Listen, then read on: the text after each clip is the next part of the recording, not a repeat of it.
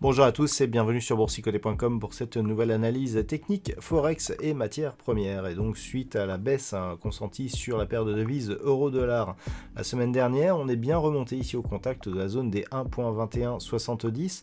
Alors c'est assez intéressant ce qui est en train de se passer puisqu'on le voit ici par rapport à cette dynamique. On est venu consolider ici sur le retracement à 38,2% de Fibonacci.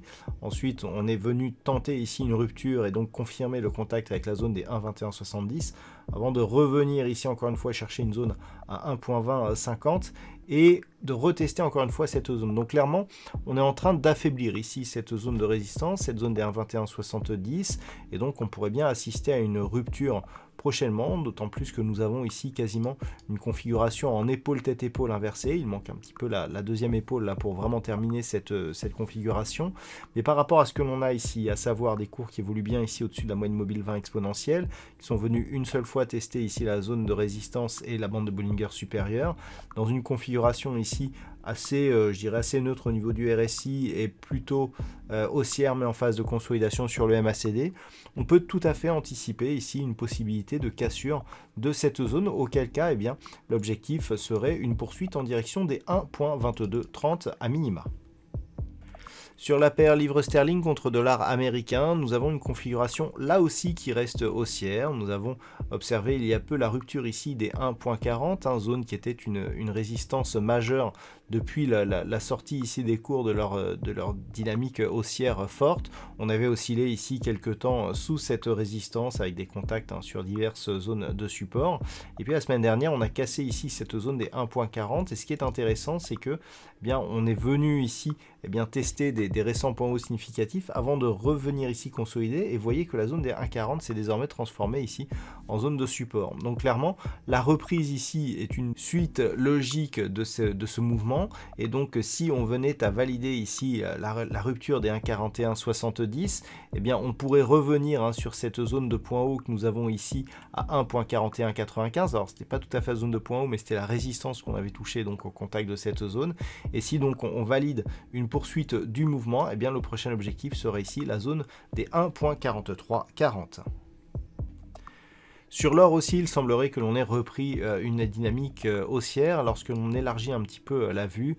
Voilà, je vous disais depuis quelques temps que c'était sur rupture ici de cette zone des 1875 $ l'once que l'on aurait un signal de retour. Donc on est vraiment ici dans un début de retournement, puisque ça ce serait le premier signal. Mais ce qu'il faudrait réellement, eh bien, c'est casser ici à la hausse cette zone des 1960 $ l'once. Donc on est ici sur un premier élément.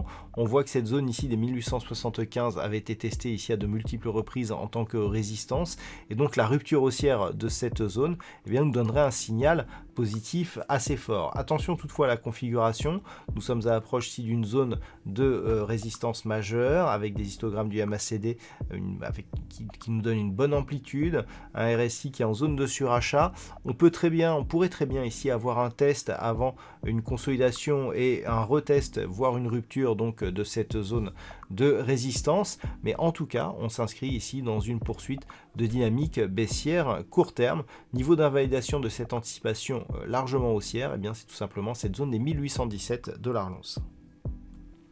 Et puis enfin, concernant le WTI, je vous disais que si on persistait à casser ici ce support qui définissait le bas du trend dans lequel évolue le WTI depuis maintenant quelques semaines, eh bien ça serait un mouvement de neutralisation.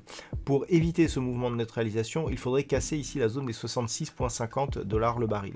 Et c'est justement vers ce niveau que l'on évolue aujourd'hui. Donc on est ici sur une tendance déjà qui à éviter je dirais le départ à la baisse, puisqu'on a eu ici une impulsion, gros contact ici sur la bande de Bollinger inférieure, et tout de suite sur le premier retour, la moyenne mobile 20 exponentielle n'a pas agi comme résistance, mais tout de suite on s'est réinscrit sur ce mouvement comme avec un support ici sur cette moyenne mobile. Donc ça c'est assez intéressant comme configuration technique, puisque des supports répétés sur la moyenne mobile 20 exponentielle appellent un contact ici avec la bande de Bollinger supérieure, dont on peut voir qu'elle est au-dessus de la zone des 66,50.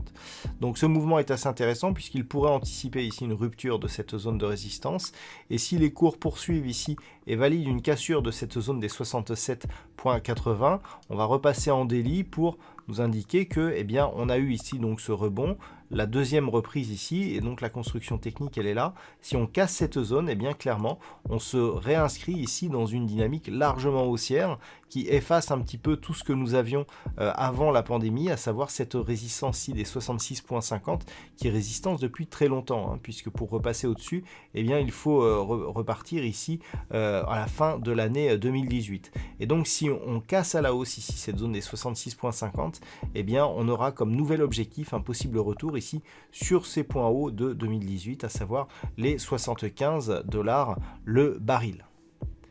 Voilà donc ce que l'on peut dire sur cette analyse technique Forex et matières premières.